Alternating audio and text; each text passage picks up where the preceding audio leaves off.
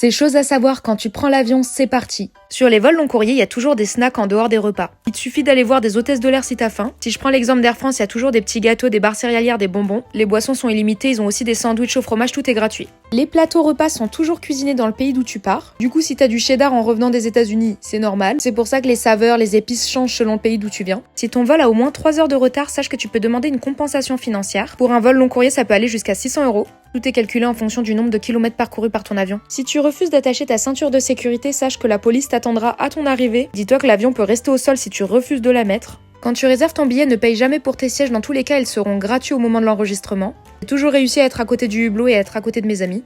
Fais attention à ne pas mettre trop de choses de valeur dans ta valise cabine. Sur les vols long courrier, ça arrive qu'il y ait des vols pendant que tout le monde dort. Et puis au cas où, s'ils veulent te la mettre en soute, au moins t'es tranquille. Et pour finir, sur un avis plus personnel, je trouve ça grave abusé les gens qui reculent leur siège. On a tous la même place, si tout le monde fait ça, c'est l'effet domino, c'est n'importe quoi. C'est hyper égoïste et chiant pour la personne de derrière, s'il te plaît, ne sois pas ce genre de personne.